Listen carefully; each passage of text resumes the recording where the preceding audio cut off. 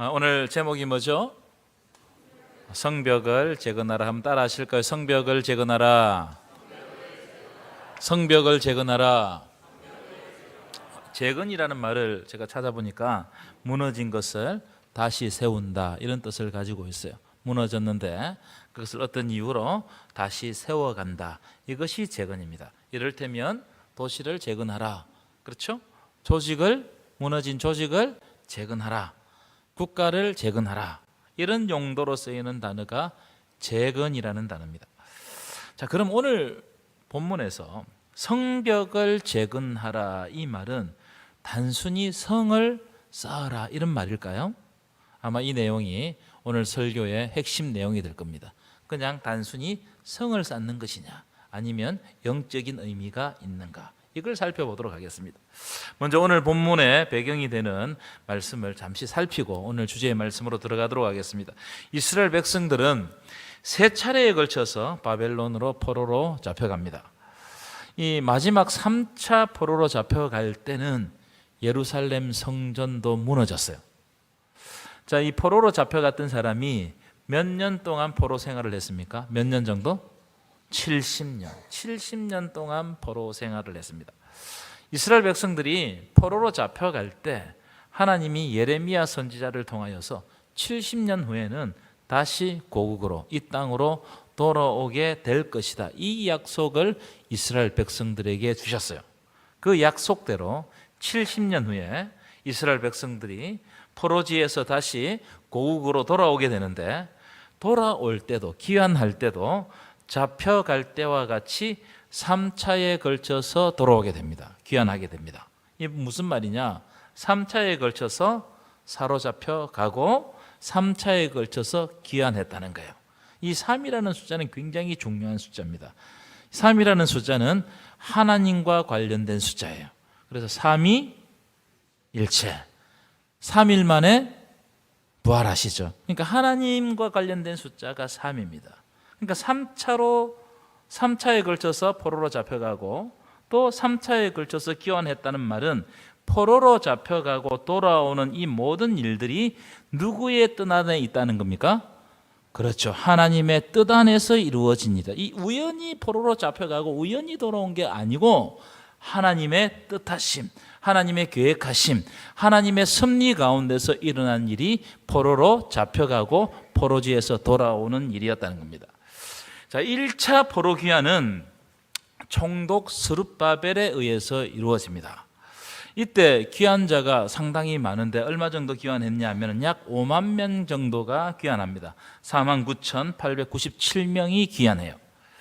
이들이 돌아와서 1차 귀환자들이 돌아와서 뭘 했냐 하면은 무너진 성전을 다시 건축합니다. 솔로몬의 성전을 지었는데 바벨론이 침략함으로 말미암아 솔로몬의 성전이 무너져 버렸어요.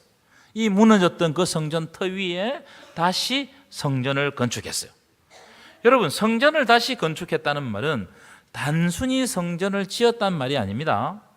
성전을 건축했다는 말은 무너진 예배 공동체를 회복했다는 말이에요. 무너진 예배 공동체. 70년간 바벨론에서 하나님을 예배하지 못했어요. 예배할 장소가 없었어요.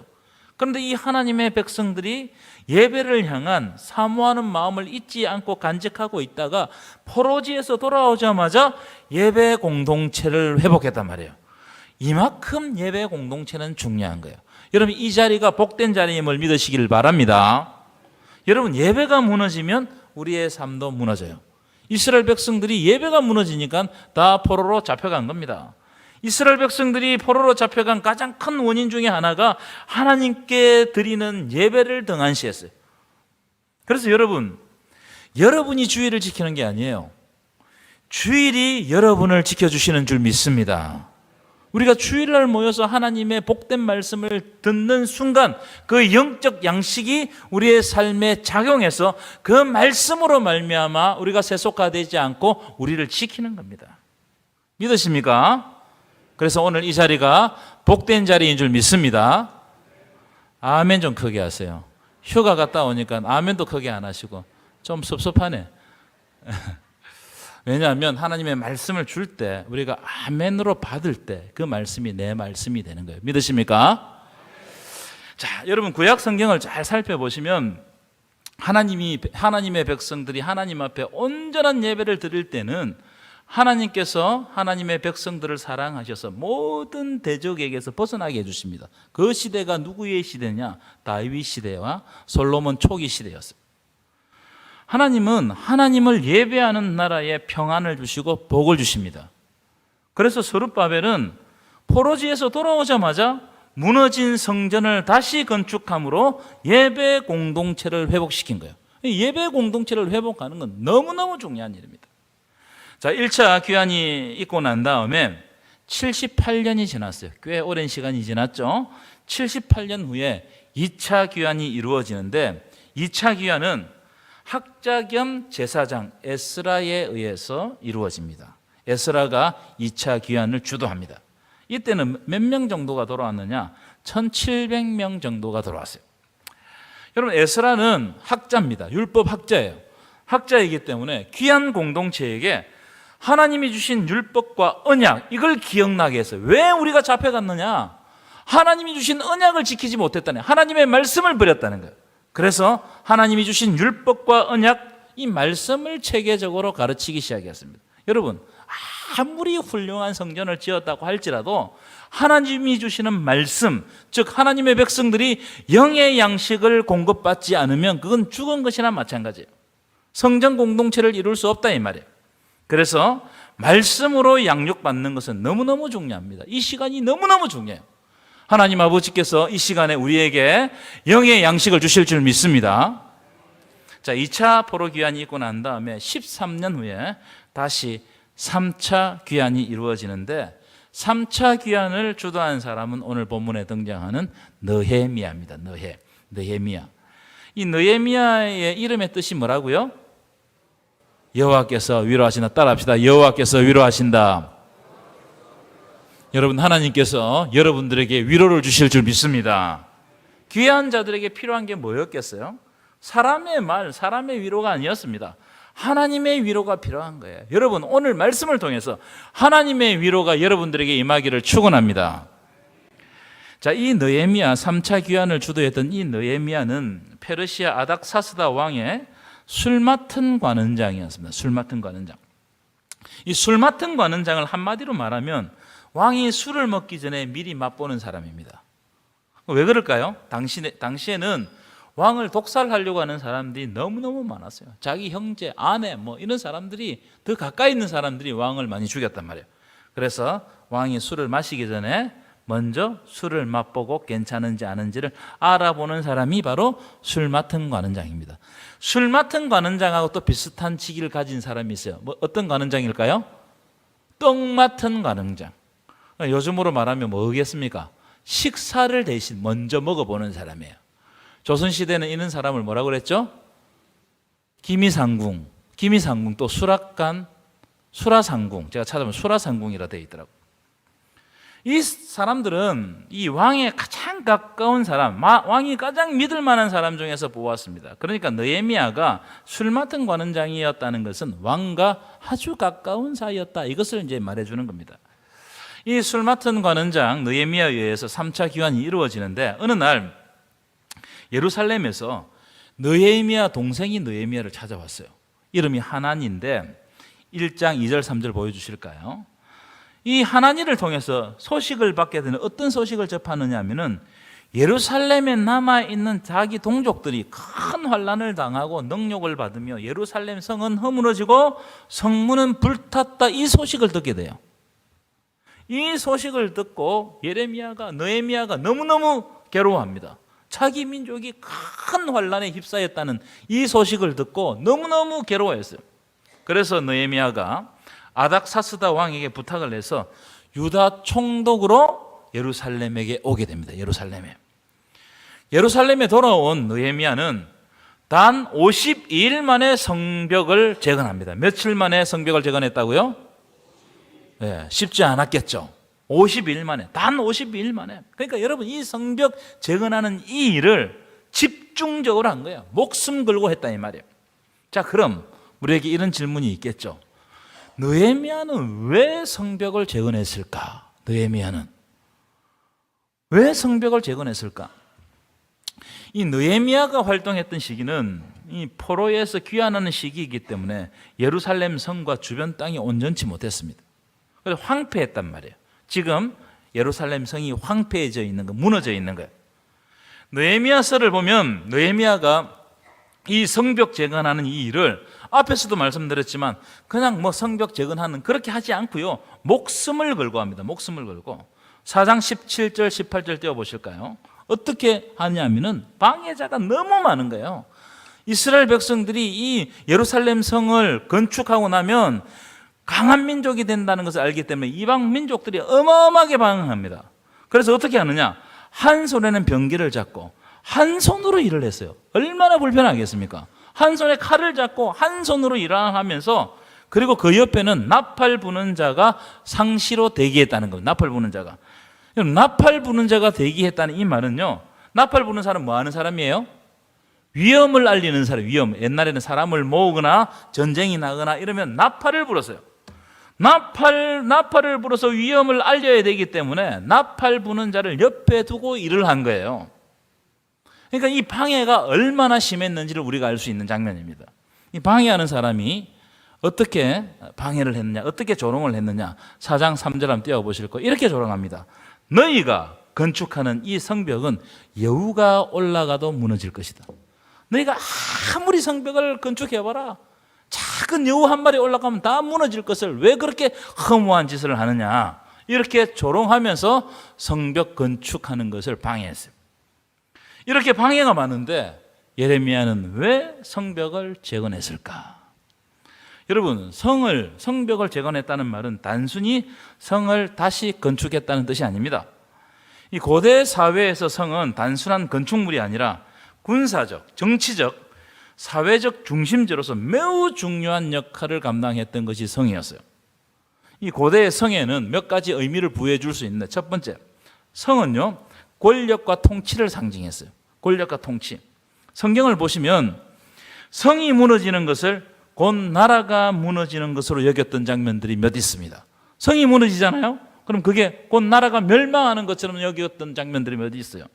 출애굽한 이스라엘 백성들이 난공불락의 성 여리고성을 무너뜨리잖아요. 하루에 한 바퀴씩 돌고 7째 날 몇 바퀴 돌았어요?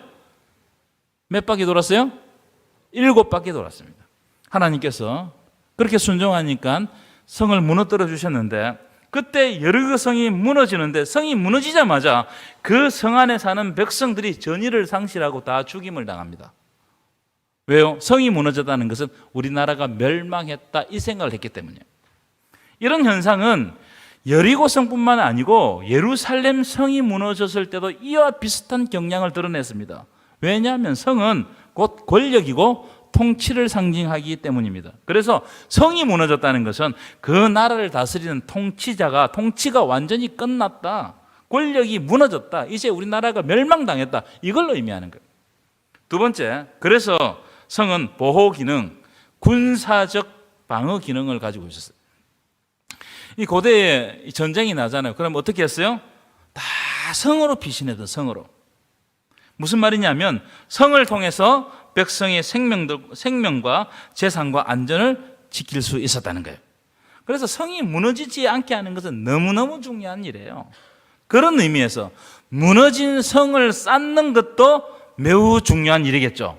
이것은 국가를 다시 재건하는 일과 똑같은 거예요. 그러니까 국가를 다시 재건한다고 하니까 주변 민족들이 가만두겠습니까? 그래서 방해하는 거예요. 이방 민족들이 계속 방해하는 거예요. 세 번째, 성은 백성들의 경제와 사회 활동의 중심지로서 역할을 했습니다. 성 안에 시장이 있었거든요. 대부분의 성 안에는 시장이 있었습니다. 여러분, 시장은요, 백성들의 삶을 이어가게 하는 아주 중요한 기능을 냈습니다. 시장이 있으니까 사람들이 모여들게 되고, 사람들이 모여드니까 정보가 유통되는 거예요. 경제와 사회 활동의 중심지가 바로 성이었어요. 성이 여러분 얼마나 중요한지 몰라요, 고대에는. 자, 네 번째, 오늘 여러분들과 나누고 싶은 이 장면입니다. 네 번째, 성은 신학적인 의미를 가집니다. 여기서 말하는 성은 예루살렘 성입니다. 예루살렘 성은 예배의 중심지였어요. 그렇죠? 그 속에 뭐가 있었기 때문에? 성전이 있었기 때문에. 그래서 예루살렘 성을 뭐라고 불렀습니까? 시온성, 다윗성이라고 불렀어요. 이 시온성은 신앙의 거룩성을 유지시키고 성전을 지키는 방어막으로서 아주 중요한 역할을 감당했습니다. 그래서 예루살렘 성이 무너지면서 예루살렘 성전도 무너지는 거예요. 성벽이 무너지는 것은 뭘 의미하는 거예요? 성전도 꼭 무너진다, 이걸 의미하는 겁니다. 그러니까 성벽을 이게 건축하는 건 너무너무 중요한 겁니다. 자, 앞에서 말씀드린 네 가지 요소, 이 네 가지 요소를 한마디로 말씀드린다면 하나님의 백성들의 삶과 신앙을 위해서 성벽을 재건하는 거예요. 왜 성벽을 재건하는가? 하나님의 백성들의 삶을 지키기 위해서, 그리고 신앙을 지키기 위해서 성벽을 재건하는 거예요. 무슨 말이냐? 예루살렘 성벽이 왜 무너졌는가를 보면 왜 성벽을 다시 쌓아야 하는 이유가 나오는 거예요.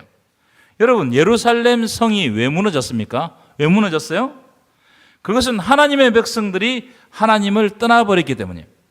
이방신을 섬기고 가증한 짓을 하고 하나님이 세운 언약에 매우 불성실했기 때문입니다. 이스라엘 백성들은 한 번씩 몰렉이라는 신을 섬겼거든. 몰렉. 하나님을 버리고 몰렉을 섬겼어요. 이 몰렉 어떤 신이냐면은 인신제사를 받는 신이에요. 인신제사가 무슨 제사입니까? 사람을 불태워서 드리는 제사가 인신제사예요. 무슨 말이냐? 자기 아들을 불태워서 몰렉에게 바쳤다 이 말이에요. 이런 가증한 짓을 하니까 하나님이 그냥 두시겠습니까? 그뿐이 아닙니다. 하나님이 보내신 선지자들, 이런 짓을 하니까 하나님이 선지자를 보낸 거예요. 예언자들을 보내는 거예요. 그리고 하나님의 경고의 말씀, 예언의 말씀을 전가하는 겁니다. 그러니까 그 사람들이 하나님의 말씀을 듣기 싫으니까 어떻게 해요? 하나님의 선지자들, 예언자들을 죽여버리는 거예요. 또 성전 안에다가 우상을 세웠어요. 이 사람들이. 므낫세 같은 사람들은 온갖 우상을 성전, 예루살렘, 하나님의 성전 안에다 세웠습니다. 그리고 하나님이 만드시고 명령하신 안식일을 무시하고 희년과 절기를 지키지 않았습니다. 안식일을 지키지 않고 희년과 절기를 지키지 않았어요. 고아와 과부를 억압하고 뇌물을 받고 재판을 구부러지게 했습니다. 하나님의 공의가 드러나지 않는 거예요. 그러니까 하나님의 백성들의 삶이 무너지는 겁니다. 하나님의 말씀을 떠나고 예배 공동체가 무너지잖아요. 그러면 우리의 삶도 무너지는 겁니다. 그들의 삶이 무너졌다는 것을 보여주는 상징적인 예가 성벽이 무너지고 성문이 불탄 거예요. 지금 이스라엘 백성들, 예루살렘 사람들의 영적 상태가 어떠냐? 그들의 삶이 무너지고 그들의 영적인 성벽이 무너져 내렸다는 거예요. 여러분, 신명기 28장을 여러분 잘 아실 겁니다. 신명기 28장은 복과 저주의 장이에요. 우리가 일반적으로 신명기 28장을 복과 저주에 대해서만 강조하는데 신명기 28장을 잘 읽어보시면 복과 저주만 강조하는 것이 아니고 하나님의 백성들이 살아야 할 삶의 윤리, 우리가 어떻게 어떤 방법으로 살아야 되는가, 이것을 우리들에게 말씀해 줍니다. 신명기 28장 1절부터 5절 말씀, 제가 좀 길지만 읽어드리겠습니다. 28장 1절 보실까요? 내가 내 하나님 여호와의 말씀을 삼가 듣고 내가 오늘 내게 명령하는 그 모든 명령을 지켜 행하면 내 하나님 여호와께서 너를 어떻게 하신다고요? 세계 모든 민족 위에 뛰어나게 하실 것이라. 아멘이십니까?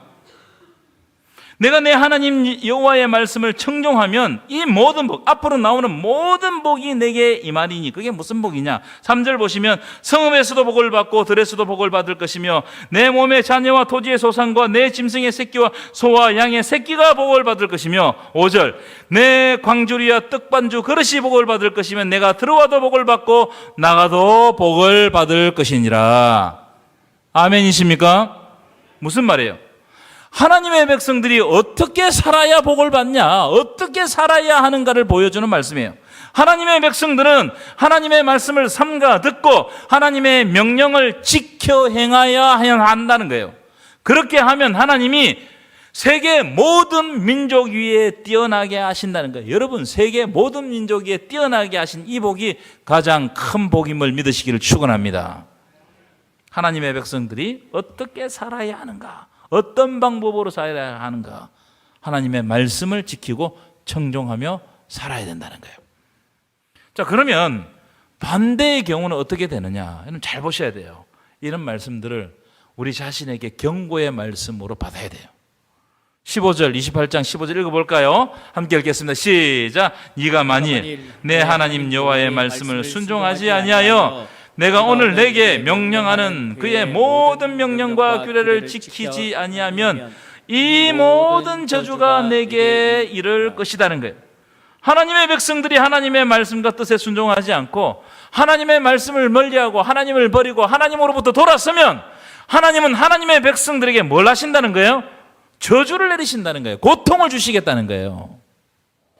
이런 말씀들을 그냥 흘려 넘겨서는 안 됩니다. 자, 그럼 오늘 본문과 연관해서 어떤 고통을 주시는가? 21절인데 21절 한번 읽어볼까요? 21절 시작. 여호와께서 내 몸에 연병이 들게 하사 내가 들어가 차지할 땅에서 마침내 너를 어떻게 하신다고요? 멸하시는, 너를 멸망시키겠다는 거예요. 25절 보십시오. 제가 읽어드리겠습니다. 여호와께서 내 적군 앞에서 너를 패하게 하시리니 네가 그들을 치러 한 길로 나가서 그들 앞에서 7길로 도망할 것이면, 그 다음 잘 보십시오. 내가 또 그 땅의 모든 나라 중에 어떻게 된다고요? 흩어진다는 거예요. 흩어진다는 거예요. 포로로 잡혀간다는 말이에요. 36절 37절 제가 읽어드리겠습니다. 여호와께서 너와 내가 세울 내 임금을 너와 내 조상들이 알지 못하는 나라로 끌어가시리니, 이것도 포로로 잡혀가는 장면이죠. 내가 거기서 목석으로 만든 다른 신들을 섬길 것이며 여호와께서 너를 끌어가시는 모든 민족 중에서 네가 어떻게든 놀람과 속담과 비방거리가 되리라. 하나님을 섬기지 않으면 우리가 속담거리가 된다는 거예요. 비방거리가 된다는 거예요. 마지막 52절입니다. 52절 함께 읽겠습니다. 시작. 그들이 전국에서 내 성읍을 에워싸고 네가 의리하는 높고 견고한 성벽을 어떻게 한다고요? 성벽을 다 헐어버린다는 거예요. 네가 의지하는 이 예루살렘 성벽을 다 헐어버린다는 거예요. 성문이 불탄다는 거예요. 고통과 저주가 임한다는 거예요. 그러니까 여러분, 성벽과 성문이 무너진 것은 그냥 우연히 일어나는 일이 아니고 하나님이 정권적으로 간섭하시는 거예요. 그래서 여러분, 오늘 성벽을 쌓는 이 행위는 그냥 건축하는 행위가 아니에요. 오늘 성벽을 쌓는 이 행위는 하나님의 백성들이 하나님 앞에서 무너진 자기의 삶을 다시 새롭게 쌓고 하나님과 동행하는 예배 공동체가 되기를 선언하는 겁니다. 굉장히 중요한 내용이에요. 굉장히 중요한 내용. 여러분, 다니엘을 한번 보십시오. 이스라엘 백성들이 많은 사람들이 바벨론으로 포로로 잡혀갔습니다. 여러분, 포로로 잡혀갔던 이 말은 그들의 신앙의 성벽, 삶의 성벽이 무너졌다는 거예요. 다 무너졌다는 거예요. 실패했다는 거예요. 다니엘도 포로로 잡혀갔기 때문에 마찬가지입니다. 다니엘도 실패한 사람이었어요. 그런데 다니엘이 어떻게 하느냐? 잡혀간 그곳에서 하루에 3번씩 예루살렘을 향하여, 하나님의 성전을 향하여 기도하면서 자기의 무너진 영적 성벽을 재건하는 거예요. 여러분, 이런 장면, 놀라운 장면입니다. 그러니까 그가 사자굴에서도 살아남는 거예요. 위험 속에서 살아남는 거예요. 여러분에게도 이런 영적인 성벽을 다시 쌓는 놀라운 일이 발생하기를 간절히 축원합니다. 영적인 성벽을 쌓을 준비를 하셔야 돼요. 근데 심각한 게 뭐냐 하면은, 성벽이 무너지면 곧 성전도 무너지는 거예요. 무슨 말이냐? 우리의 영적인 성벽이 무너지면 조금 있으면 우리가 예배하는 이 삶도 꼭 무너져 내린다는 거예요. 사탄은 이것을 노린다고 생각해요. 여러분, 사탄은 처음부터 우리의 성전, 지성소를 무너뜨리려고 하지 않습니다. 왜냐하면 우리가 발끈하기 때문에. 사탄은 먼저 어떻게 하느냐? 우리의 영적 성벽을 허물어뜨립니다. 우리의 삶에 여러 가지 고통을 주는 거예요. 여러 가지 고통을 주고 불편함을 줘가지고 우리의 영적인 성벽을 먼저 허물어버려요. 그래서 기도하지 못하게 하고 말씀이 생각나지 않게 하고 하나님과 깊은 교제를 못하게 하는 거예요. 영적 성벽을 자꾸 허물어버리는 겁니다. 무슨 말이냐? 성전 공동체로 나아가고자 하는 이 사모하는 마음을 무너뜨리는 거예요. 자꾸 여러 가지 일들을 우리 삶 가운데 발생시키는 겁니다. 여러분, 느헤미야가 왜 성벽을 단 52일 만에, 그것도 집중해서 목숨을 걸고 쌓았겠어요? 그 이유는 성벽이 무너지니까 하나님의 성전에, 하나님의 성에, 이 거룩한 시온성에 들어오지 말아야 될 것들이 자꾸 들어오는 거예요. 이방인도 들어오고 여러 가지 가정한 문화들이 계속해서 들락날락 하는 겁니다. 마치 예수님 시대 때 교권자들이 영적인 성벽을 지키지 못하니까 성전 안에서 장사하는 장사치들이 가득하게 되어가지고 강도의 구렬이 되었다. 강도의 구렬. 성전 공동체가 엉망이 되어버린 거예요. 예배가 안 되는 거예요. 하나님께 영광을 돌리지 못하는 거예요. 그러니까 우리의 삶도 무너지는 겁니다. 여러분, 사탄은 처음부터 우리의 마음에 있는 하나님을 사랑하는 마음, 예배를 사모하는 마음을 뺏으려고 하지 않습니다. 사탄은 먼저 우리의 영적인 성벽을 허물어 가지고 하나님의 백성답게 살아가지 못하도록 만드는 거예요. 하나님과 깊은 교제를 하지 못하게 만든다 이 말이에요. 그래서 어떻게 되느냐? 쉽게 좌절해요. 소망을 발견할 수가 없습니다. 내 입술에서 감사가 사라집니다. 신앙생활 하면서도 지치는 거예요. 특별히 우리의 마음에서 예수 그리스도의 십자가에 대한 감격이 사라지는 거예요. 여러분, 제가 여러분들에게 물어보겠습니다. 여러분들은 예수 그리스도의 십자가 사랑의 이 감격을 가지고 있습니까? 진짜 가지고 있었어요? 여러분, 예수 그리스도의 십자가의 은혜, 대속의사는 너무나 감격스러운 일이에요. 왜냐하면 나 같은 죄인, 멸망받을 수밖에 없는 이 죄인을 위해서 하나님이 직접 십자가를 지셨다는 거예요. 여러분, 이것보다 더 큰 은혜가 어디 있겠습니까? 아멘이십니까? 그런데 이 은혜를 잊어버렸어요. 기억하지 않는 거예요. 십자가를 이야기해도 감격이 없어요. 마음에 무디진 마치 화인 맞은 양심처럼 되어 있다 이 말이에요. 그러니까 복음이 선포되어도 우리는 우리 힘든 것만 가지고 있어요. 왜요? 사탄이 그렇게 만드는 거예요. 우리의 영적인 성벽을 조금씩 허물어뜨려 가지고 하나님을 향한, 예수 그리스도의 십자가를 향한 감격이 사라지게 하는 거예요. 그러니까 여러분 한번 보십시오. 예배가 공허해요. 예배 시간이 너무너무 공허합니다. 기도하는 것이 너무 힘들고 번뇌스럽습니다. 찬양을 불러도 감격이 없는 거예요. 무슨 말이냐? 우리의 지성소가, 하나님을 만나는 지성소가 점점 무너지고 있는 거예요. 여러분, 여러분이 지금 있는 하나님과 만나는 지성소는 괜찮으십니까? 그 지성소에서 하나님과 이 감격적인 만남을 계속해가고 있습니까? 아니면 성벽이 허물어짐으로 말미암아 내 지성소도 거들나버린 거 아니에요? 이 성벽이 무너진 것은 바로 이것을 의미합니다. 성벽이 무너지면 곧 성전이 무너지는 거예요. 그래서 여러분, 오늘 말씀 두 가지 교훈을 드리고 싶습니다. 두 가지를 시급하게 해결해야 돼요. 첫 번째, 하루하루 여러분의 영적인 성벽을 다시 쌓아 올려야 됩니다. 나의 지성소가 무너지지 않도록 쌓아야 돼요. 아멘이십니까? 여러분, 기도의 습관을 다시 회복하십시오. 여러분, 기도의 습관을 다시 회복하십시오. 단 1분을 기도하시더라도 시간을 정하고 간절히 기도하십시오. 깊은 교제로 나아가십시오. 다니엘이 하루에 3번 기도했던 것처럼 기도의 성벽을 다시 쌓아 올리시기를 축원합니다. 누가복음 22장 39절에 보면 예수님도 습관을 따라 기도하셨다, 그렇게 기도하고 있어요. 그렇게 기록하고 있어요. 여러분, 습관을 따라 기도했다는 말은 규칙적으로 시간을 정해서 기도했다 이 말이에요. 규칙적으로 시간을 정해서. 여러분, 습관을 따라 규칙적으로 기도하는 거 쉽지 않습니다. 한번 해보세요. 방해하는 것들이 너무 많아요. 기도하지 못하게 만드는 이유들이 너무너무 많아요. 그러나 우리가 결단하고 나의 영적인 성벽을 쌓아 올린다고 생각하고 그 시간을 꼭 지키시고 그 시간에 하나님과 교제하시기를 축원합니다. 이것부터 해야 된다는 거예요. 여러분, 말씀을 가까이 하시기를 축원합니다. 말씀이 있는 자리를 찾아야 돼요. 다른 데 가지 마시고 우리 교회에서 하는 공적 예배에 참여해서 말씀을 받으시기를 축원합니다. 말씀을 받아야 돼요. 하나님의 말씀이 나를 어떻게 변화시킬지 모릅니다. 어제는 똑같은 말씀이었는데 오늘 나에게 특별하게 주는 말씀이 될 수 있어요. 말씀을 삼아요. 말씀의 벽돌을 하나 쌓아 올리다 보면 어느 순간에 나의 영적인 삶이 건강해지는 겁니다. 여러분, 말씀으로 쌓아 올린 성벽은 쉽게 무너지지 않습니다. 여러분, 절대로 감정으로 성벽을 쌓지 마십시오. 감정으로, 내 감정으로 막 쌓아 올린 그 성벽은 내 감정이 상하는 순간 다 무너져 내버립니다.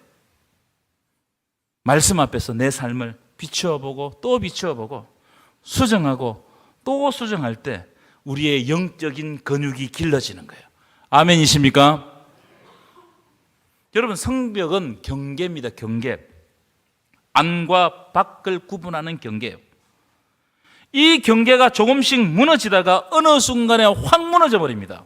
가룟 유다 보십시오. 예수님의 제자였습니다. 뛰어난 사람이었습니다. 그런데 어느 순간에 무너지는 거예요. 영적인 성벽을 쌓지 않았기 때문에 그래요. 사울 보십시오. 그 사람은 하나님이 선택하신 사람이었어요. 그런데요, 사울에게 어느 순간 악력이 지배하니까 그도 무너져 내렸습니다. 영적인 성벽이 튼튼하지 않았기 때문이에요. 그래서 믿음의 경계를 튼튼히 하는 것은 너무너무 중요한 겁니다.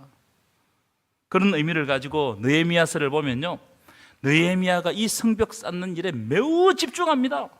매우 집중해. 목숨을 거는 거예요.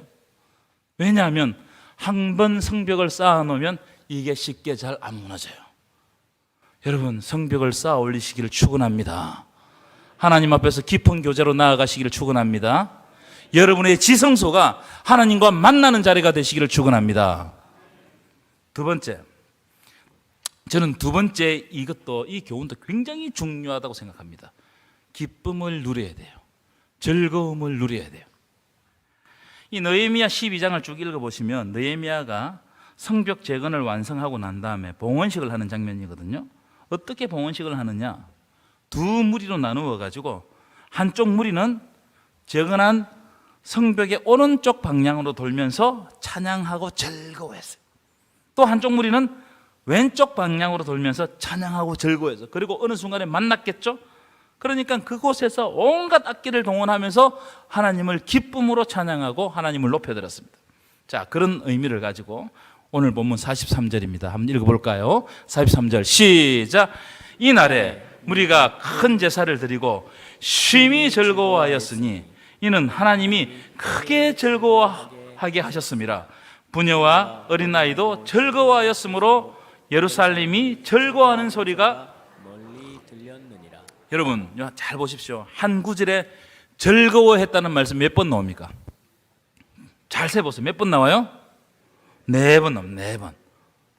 반복은 뭐라고 그랬어요? 강조라고 말씀드렸죠. 여러분, 신앙생활은 본질적으로 즐거워하는 거예요. 너희들이 즐거워해야 된다는, 기쁨을 누려야 된다는 거예요. 여러분, 신앙생활 하는 것이 즐겁지 않으면 포기할 수밖에 없어요. 그렇지 않습니까? 제가 지난 주일에 다른 교회 목사님, 다른 교회 가서 예배를 드렸는데 그 목사님으로부터 들은 말씀이 뭐냐면, 성경에서는 하나님이 하나님의 백성들에게 일방적인 헌신과 희생만을 요구하지 않는다는 거예요. 성경에 나오는 모든 사건들을 보면 믿음으로 결단하는 헌신과 희생이 있지만 하나님은 그 결과로 반드시 기쁨을 주시고 즐거움을 누리게 하신다는 거예요. 그걸 뭐로 증명했느냐? 예수님의 죽으심과 부활로 증명했다는 거예요. 예수님이 십자가에서 엄청난 헌신과 희생을 냈지만 죽음의 희생으로 끝장나버린 거 아니에요. 어떻게 했다고요? 부활의 기쁨으로 그 헌신과 희생을 완성하시는 겁니다. 부활의 기쁨이 없으면 구원이 완성될 수가 없습니다. 이 부활의 기쁨으로 말미암아 예수 그리스도의 죽음이 진짜 죽음 되게 하셨어요. 그리고 부활의 기쁨으로 말미암아 제자들이 그때부터 달라지기 시작했어요. 제가 한 번씩 이렇게 보면 교회를 섬기는데도 헌신과 희생은 잘하는데 하나님이 주신 즐거움을 누리지 못하는 분들이 들어있어요. 막 희생하고 헌신하고 이 일에 마음을 쏟는데, 그런데 하나님이 주신 축복을 누리지 못하는 분들이 좀 있어요. 데살로니가 전서에 보면 사도 바울은 이렇게 명령합니다. 항상 기뻐하라. 이 명령으로 명령. 항상 기뻐하라. 여러분, 사람이 어떻게 항상 기뻐할 수 있겠어요? 어떻게 항상 기뻐할 수 있겠어요? 근데 여러분, 여기서 기뻐하라는 말씀은 이유가 있어요. 무슨 이유냐? 우리가 하나님의 은혜로 구원을 받았기 때문에 그것을 기억할 때 항상 기뻐할 수 있다는 거예요. 그 은혜를 잊어버리면 우리는 기뻐할 수가 없습니다. 세상 사람은 똑같은 거예요. 우리가 세상 사람하고 다른 건 뭐예요? 내가 주님의 십자가로 말미암아 구원받았다는 거예요. 믿으십니까? 그걸 기억할 때 우리는 기쁨을 유지할 수가 있어요. 카리스라는 단어가 나오는데 이 카리스라는 말은 참 오묘한 면이 있습니다. 이 카리스라는 말은 은혜라는 말이기도 하고 기쁨이라는 말이기도 하고 감사라는 말이기도 해요. 한번 생각해 보십시오. 하나님의 은혜를 경험하고 기억하는 자만이 진짜 기쁨을 누릴 수가 있어요. 그 기쁨을 누리는 자만이 모든 일에 감사할 수 있는 거예요. 이게 카리스입니다. 여러분, 즐거움을 잃어버린 신앙생활은 지치기 쉽습니다. 그러니까 잘 지쳐서 그냥 다 나가 떨어지는 겁니다. 활력이 없는 거예요. 느헤미야와 함께 성벽을 재건하고 봉헌한 하나님의 백성들이 기뻐했던 것은 자기들의 힘으로는 도저히 할 수 없는 일인데 가만히 보니까 하나님이 우리와 함께 하시고 하나님이 우리를 지키시고 보호해 주심으로 말미암아 이 성벽이 단 52일 만에 완공된 것을 기뻐한 거예요. 무슨 말이에요? 하나님으로 말미암아 즐거워했다는 거예요. 여러분, 하나님으로 말미암아 기쁨과 즐거움을 회복하시기를 축원합니다. 기도하십시오. 사모하십시오. 하나님, 나에게 기쁨이 있게 하여 주옵소서. 즐거움이 있게 하여 주시옵소서. 그래서 여러분, 이번 한 주는 작은 일에도 기뻐하시고 즐거워하시고 그것을 다른 사람과 나누시고 누리시기를 축원합니다. 결론입니다. 이번 한 주 살아갈 때 여러분의 영적 성병을 다시 쌓으시고 하나님이 주신 기쁨과 즐거움을 회복하시는 저와 여러분 되시기를 간절히 축원합니다.